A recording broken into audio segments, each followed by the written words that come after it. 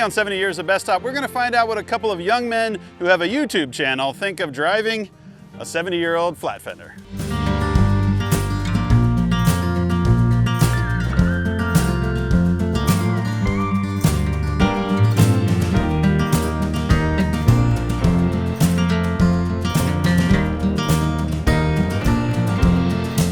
Okay, today's interview is the Peck brothers. This is Alex, Brady, and Caleb, the one that talks a lot. So apparently, full disclosure, I am not a big YouTube watcher. And these guys were suggested to me because they have an up-and-coming YouTube channel. You've been online for what, 2 years? Yeah, 2 years. And how big has your channel gotten in 2 years? We're 62,000 subs right now. That's awesome. And had any of you had any video experience before that? Absolutely zero, like less than zero. Perfect. But you're Jeep guys. Oh yeah. Big time. Oh yeah. And is it just Jeeps or is it all off-road stuff? Or did you start with Jeeps and now you do a little bit of everything? Well, right now we're building a mini off-road wrecker out of a Chinese mini truck. Ah. So we kind of broke past the Jeep thing just for a minute. Good, because I want to talk about the whole wrecker trend, but we're going to save a lot of this for when we're in the CJ3B. So this little Jeep is the one that we're giving away with Bestop. These two monster Jeeps are the ones that the Peck brothers brought to Moab to go four-wheeling for the week. You guys got in late last night. We almost didn't know if we were going to have this interview because I was like, where are these guys? And they came rolling in these monsters, and I was like, perfect. They got here. We're going to have a good time. So we're going to pile in this Jeep. We're going to go for a little drive. Does this thing have an automatic? Yeah. Does this have an automatic? Yes, sir. Do any of you three brothers know how to drive a stick shift? Of course. Oh, totally. All three of us. All three of us. All right, well, I'm gonna let you three battle it out for which one of you is driving this thing, because I'm riding. Oh man. All right, let's get in this thing, let's go. Oh, how new is the clutch? Is it gonna go out of cave Clutch drive? ain't gonna go. Just get in the back. You'll be fine. It'll probably be the most entertaining. Here we go. Let's see here. No seat belts. You gotta learn. Do I get any by yourself? Oh, I guess I should give you the key. Oh, there's the key. There you go. Do I get any like tips Pointers? or anything? Pointers? We'll see. I've never driven a Willys. I'm excited to see what gear he puts it in because there's no numbers on the stick. Come on. Come on now. Oh, there we go. We gotta do this today. Do I need to hit anything else? It's not. Press this. Ah. Okay. All right, we're gonna drive with the Peck brothers. This guy's gonna do most of the talking, I'm sure. Did they have seat belts in the 50s, or is there? No, we die like men. Let's go. Let's go. Okay. Oh boy. Oh, that's how I knew it. Shoot. You're gonna look like an idiot. No, you're doing a good job. Let's go. There you go. All right, double pump the brakes. Oh yeah, okay. Maybe do a lap around the parking lot before we... Oh, let's head straight on the highway. This thing got insurance?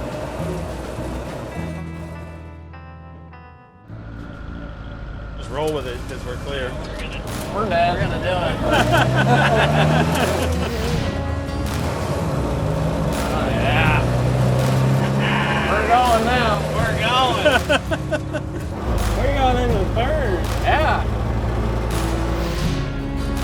Oh, we might even make the light. Oh yeah. So, how long have you guys been coming to Moab? We've been coming to Moab since we were in diapers. Oh yeah? Like since we were like born pretty much. So like your family has been off-roaders. Yeah, we'd come out here and the whole family would come down and we'd camp in RVs and just, even if we didn't have a Jeep, we'd still come down for Easter. And how old are each of you? I'm 29. I'm the oldest. I'm 26. I'm 23. And then, have you always had Jeeps like growing up? Yeah. I bought my first Jeep when I was 12, YJ, 1990 Jeep YJ. And it was pretty much all of ours at that point. We'd all just jump on it. We tried to get it running and fix it up. And we just drive up and down the driveway just hundreds of times because we couldn't drive anywhere else. So our dad had a pretty built CJ7 on 1 tons and big tires and all that, and that's just kind of what we aspired to you know, be able to do some of the harder trails out here. Yep. He was always our motivation.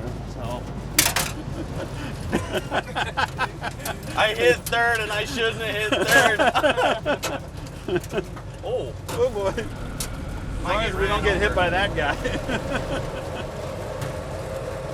So, you had YJs, and then you guys both have TJs. You still have the YJ? I've got an LJ I'm building right now. Nice. It's about a 40-year project is how long I've been working on it. And what did you do before you started a YouTube channel? Our family comes from a pretty solid construction background. We do residential homes and custom cabinetry and stuff. So none of us like construction. It just wasn't our cup of tea. So we jumped into the YouTube thing 2 years ago and been going as hard as we can ever since. And it's a slow going, slow moving train, but Oh yeah. we pick up a little bit of momentum here and there, and we're just super grateful for any momentum we get. Yeah. I feel like we would have never thought 2 years ago we'd be driving around with Fred Williams in Yeah, Moab. no Like, kidding. It's pretty dang fun. More than anything, we just love it. Like, wake up and you get to do this kind of stuff every day. We're Oh, yeah. just blessed. Yeah. And what has been like your biggest video? Like what kind of got you guys really rolling? We've had a couple that have like really stretched the growth of our channel. Okay. Our first one was when we did, we put dually 43s on the back of Caleb's Jeep and just messed around with it. That one was a big one for us. And then a couple of collabs we've done have gotten pretty big. So there's a couple, it's hard to narrow it down to one. Yep. And you guys have done collaborations with some other big channels? Yeah. Yeah, decently big. Yeah, and that's kind of just mainly been this year. We've been doing very much of that, but Now, you guys recently went to the off-road games, Yeah. and you said that you had built a tow truck. Did you build a tow truck for the off-road games? Well, it's kind of a long story. Like nothing goes as planned. We built it for the off-road games, and it wasn't even almost done in time. So we're still building it on the channel right now. Yeah. And the biggest video that we have to date is we went and found a motor in a junkyard for the mini truck, and for some reason everybody loved it. So It's funny how sometimes you just kind of do something random and that video takes off. yeah. So, what is drawing you guys? Like, to me, the tow truck thing is a weird phenomenon that I don't understand. But it's funny to me because I've sold trucks to people that are like, I'm gonna go turn this into a tow truck. And I'm like, why? Like, why is that a thing? Like, what is that? I feel like it's a childhood like dream. Yeah, it's like something you always want a monster truck. Yeah. A tow trucks always fascinate people. I think it's kind of that. And our purpose for a tow truck is way different than Matt and like Rory and all those guys. Like, we don't really do recoveries. Yeah. We honestly need a tow truck because all of our stuff breaks down all the time. We need it for us. Yeah. So that's kind of why we built it. Now, when you guys do a video, do you just work on one of your trucks? Like, all three of you work together on one guy's Jeep? Or do you take all the Jeeps out at one time? it kind of depends. We've done all of that before. We've worked on multiple projects in our videos, but normally we just hone in on one thing. All three of us jump on it because, we post every week. Every Sunday our video drops, and sometimes it's hard to show much happening in a video in 1 week. So it works better if we all jump on it and get it done. The other nice thing about us all working on it is Brady is like meticulous. It's got to be perfect. I just work really fast, and it's not very good, and he's a good middle. Philip's loud. Yeah. He's the narrator. And I make sure a story comes out of the whole thing. Tell them about that comment that we got about you talking. Oh my gosh. So we got a comment on our YouTube channel. This guy was literally like, I don't know why they let the little one narrate the whole thing. He said his voice is the most annoying thing I've ever heard in my life. It was so funny. We actually screenshotted it and put it on our Instagram story because it was so funny. And that story actually got the most views we've ever gotten on a story. Yeah. So, do you always do the filming? Yeah, pretty much. And yeah. Have you had any like video training or editing training or anything like that? Just YouTube University. Yeah. It's just one of those things like when you do it every day for 2 years straight, and your goal is to get better every time, you're gonna get pretty good at it. Yeah. So and it helps because like I edit all of our videos too, so I know what I need, and there's no disconnect there. So it works out really, really good. Yep. Yeah, it's funny. When I first started Dirt Every Day, I had a camera guy, and he would do the editing. And then, as the show grew, they were like, all right, we're going to have a different guy do the editing. And I was like, well, don't you want the editor on the shoot? And they're like, no. And I was like, it didn't make any sense to me. But the way the camera directors would work is they would film everything, and then the directors would go home at night and write all these notes out. Really? And then hand all of the footage and all of the notes to an editor who would then put it all together. And I was like, that seems like so much more work to me. Yeah. But that's kind of how they would do it. So, whose idea was it to start the channel? None of ours. No? No. Did somebody suggest it to you? Our mom was like, you guys, because we'd be out in the garage laughing our guts out, joking, because we were all working together on our stuff. And she was like, you guys have got to start filming it. And we were like, everyone thinks their mom's cool. Right. Or like, or everyone's mom thinks that they're cool. Yeah. And so we were like, nobody's gonna care, but we started doing it and had so much fun doing it. People loved it, so we just kept doing it. We thought that it was kind of like a little bit of an inspiration because, it seems like the world kind of takes and breaks up families a lot, with different interests and hobbies and things like that. And Jeeping has always been what's kept us really close and excited about life. Different trips, coming to Moab, going to, Sand Hollow or King of the Hammers or whatever. It's something that's kept us super close. So we're like, it might be inspirational to families and people that, want a close-knit family. So How far do you guys live apart now? Or do you all live together now? we're pretty close, but we do the filming at my house. He lives a few minutes away. He lives a couple hours, but he lives at my house throughout the whole week until we get the video done. So. So you like kind of commute back and forth? Yeah, I'll come up like first of the week, and then I'll stay in Braid's spare bedroom.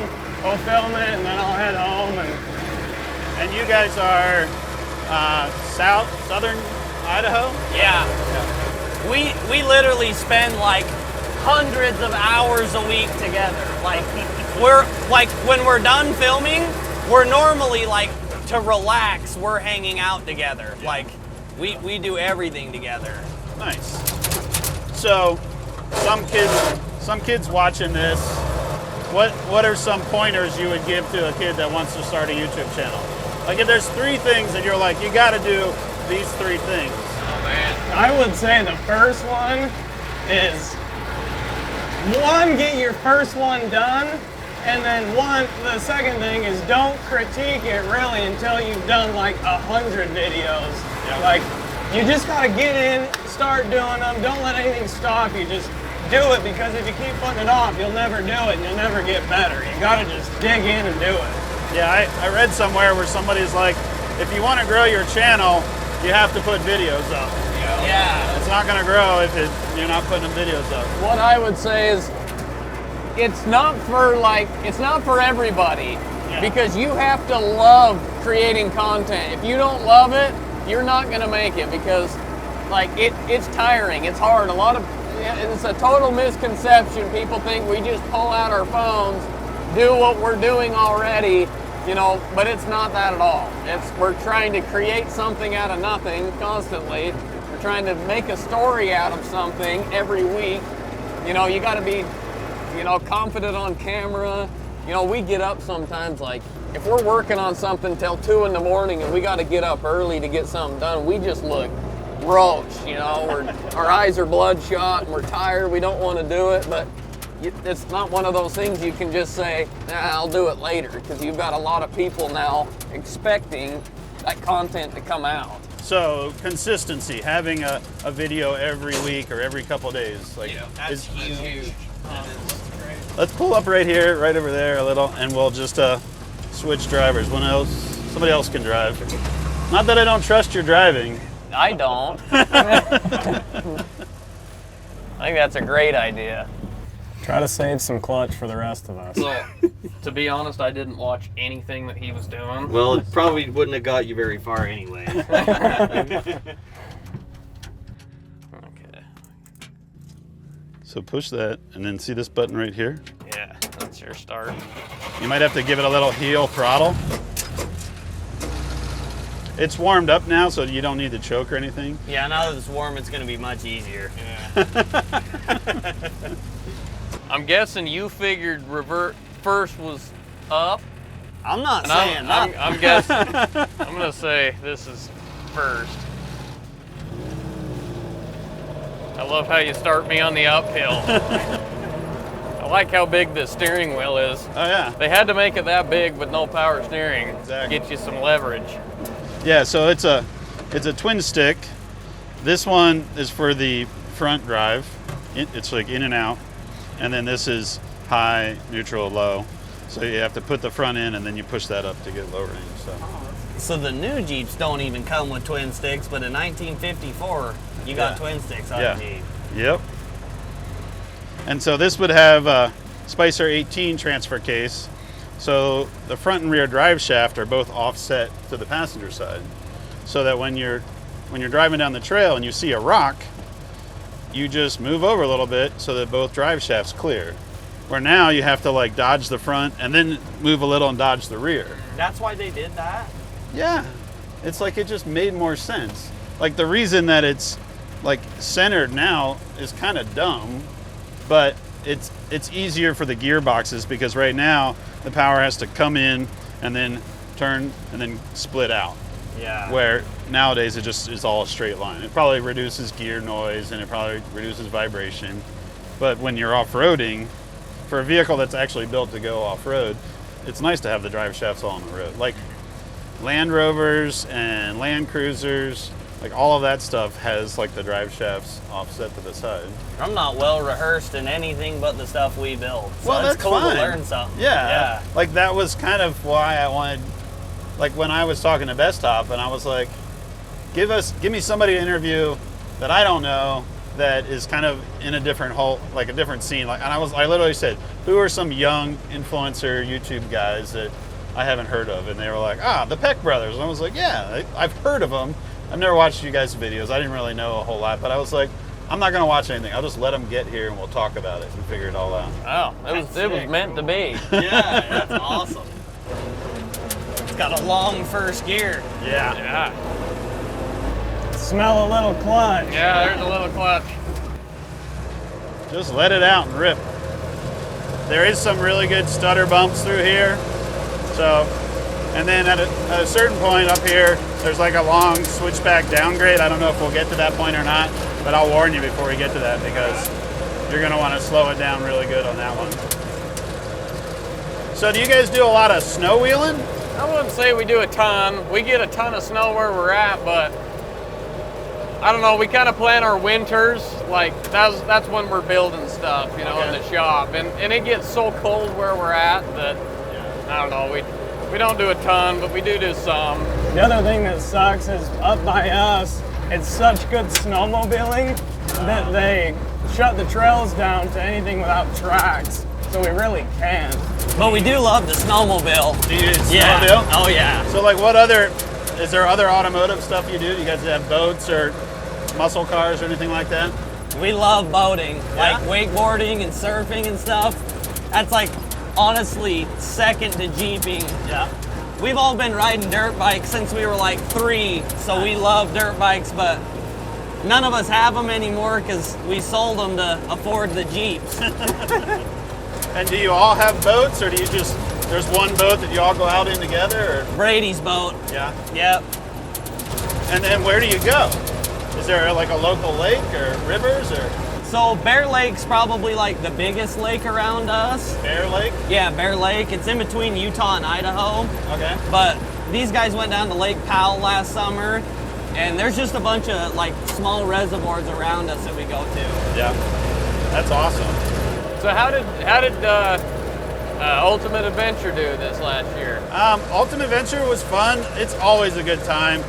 It's gotten to the point for me where I go on Ultimate Adventure not to be like, I'm part of the crew now, and I've always kind of been part of the crew. So like when I go on Ultimate Adventure, I'm hauling a camera guy around. I'm not on camera doing stuff. My job is like the chauffeur for a camera guy. Like Ben rode with me this year, and then there's all the cronies, and they're all like all my buddies from years gone by. Yeah. And we kind of go to help run the event. We all like run around, make sure the readers and the sponsors get through stuff, spot, help recovery, and all that sort of thing. It looked like a dang good time. It is a good time, but the thing about Ultimate Adventure is you need to do it, you can do it without it being the Ultimate Adventure. Like you can do your own. Like get a bunch of your buddies, drive around, talk on radios to each other, camp out, live out of your vehicles. Like you don't need a trailer everywhere, just drive the vehicles, run hard trails, and then like camp out and sleep out in the woods. And You're done. I don't like to go in gear very good. No. Second gear, and then when you're going downhill and you're in second, sometimes it likes to pop out. This is like teaching your 14-year-old daughter how to drive a stick. I've had it. Whatever. Do you guys have kids? Yeah, me and Brady both have kids. Nice. They're both of them are under a year, so they're still not that much fun. But we love them. Yeah. And do you have a lot of kids that watch your channel? Oh We got yeah. a ton. Yeah. It's our audience is a lot of like young families, Yeah. to where the dad loves it, the mom loves it, and the kids all love it. Yeah. So whenever we go anywhere, we've got a lot of kids that love to meet us, and it's pretty fun because when we were that age, we wanted to be like the next generation. We're still trying to figure out why people want to watch 3 of some of the ugliest brothers you've ever seen. Well, I think the thing is, like, that was one of the things that we learned early with Dirt Every Day, was if you make content, videos, whatever, but you make it, I don't want to say wholesome, but like you don't need to be cursing, you don't need to be drinking. You're just like doing fun stuff. And I've had so many parents come to me and say, I'm glad that I can let my kid watch your show and I don't have to censor it or anything like that. Yeah. That's very important to us as well. And then like you build some big crazy truck and every little kid loves trucks. Yeah. So, and if they put big tires on anything and it's a monster truck. Yeah. So it makes a lot of fun. What do you think about the CJ3B? I wouldn't mind getting one of these.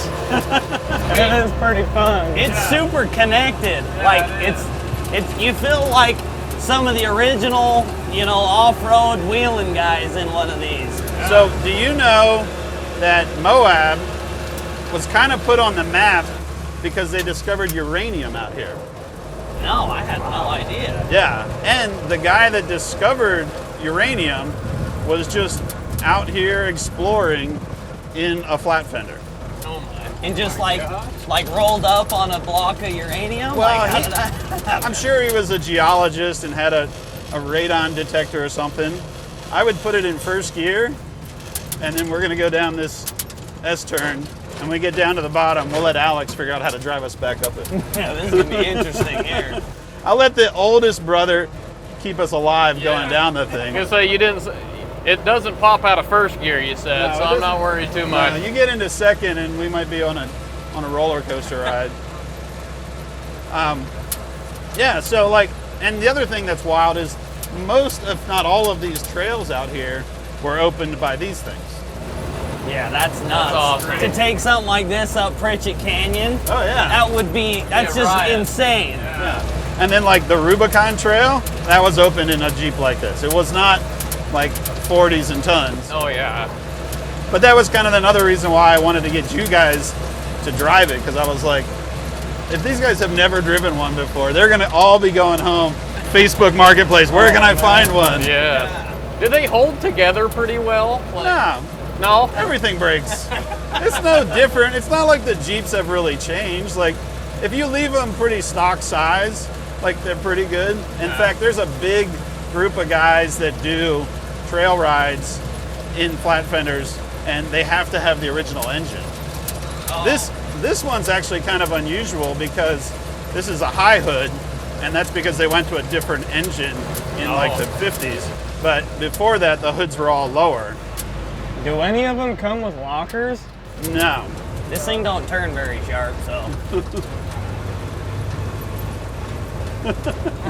We'll try not to interrupt you right now. This is the squirrely part. Just a little bit nerve-wracking seeing a cliff. Yeah, there's only like a 300-foot cliff, like 3 feet from the tire. Yeah. But we have a Bestop to protect us if we go off the edge. So how do you win this thing? You go to Bestop's website. And they just launched this giveaway like a week ago, you said. Yeah. We bought our tops 2 weeks ago, so I guess we didn't get We're gonna be buying something else. I don't think they would let you guys win this. You want me to turn Yeah, here? just pull in there. We'll switch around one more time. All right. Key on.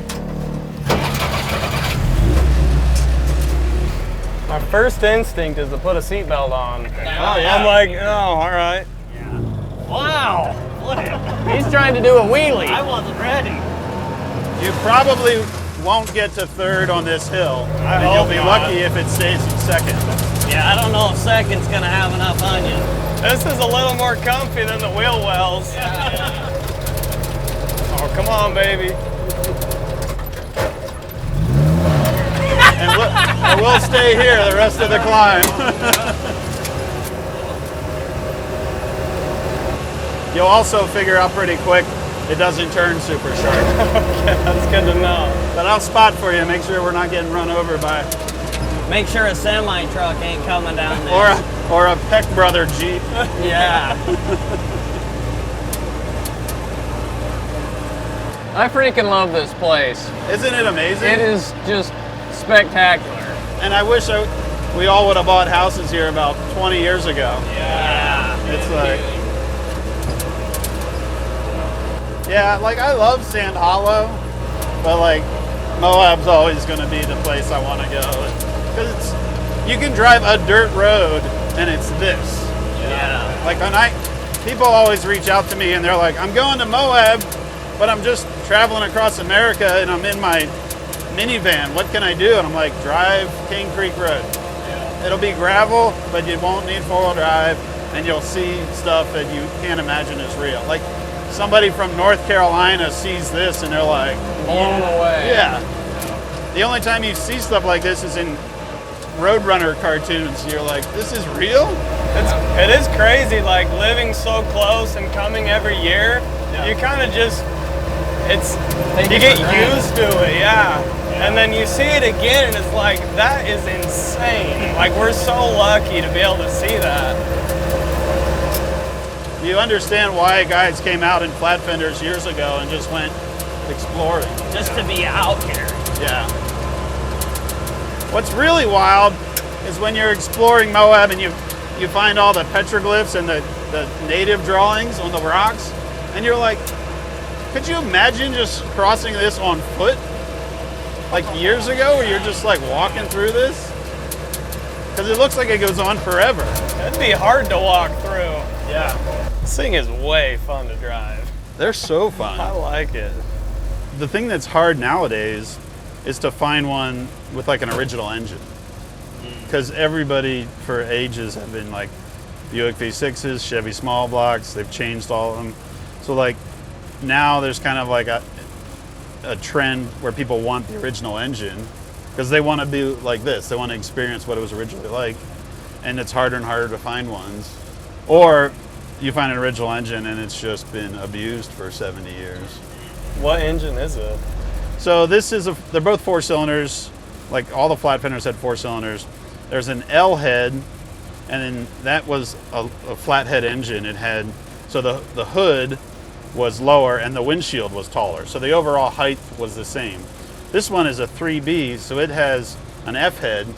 So it has a taller engine, and that's why they raised the hood of the Jeep. They raised the cowl, all of that 4 inches, and then they lowered the windshield. Oh, okay. So when you look at this, it looks all the same to you. But because I've been into flat fenders for ages, I'm like, oh, it's a high hood. Oh, it's a low hood. You notice the hood's way deep. Right. That makes sense. So Friday in Moab, there's usually a big gathering of flat fenders. And it's modified ones and stock ones, and they go out somewhere and do a Friday flat fender run. And it's, even if you don't have a flat fender, it's cool to go figure out where, like go ask somebody where they're gonna meet up and just go there and walk around and check them out. Because it's really, like for you guys, you could do like a video just on checking them out. Because there's so many cool ones there. And you could just walk around and look at them, and next year you'll be back with one, I promise you. Yeah. You'll be like, we gotta get one, and come back. And There was a time we ran Rusty Nail late at night, and that group of guys in flat fenders, one of them was busted, another one, the front end wasn't working, and we had to winch them up no left turn and help them get out. And they were just all smiling in good moods. It was so fun. yeah. I've always wanted one since that.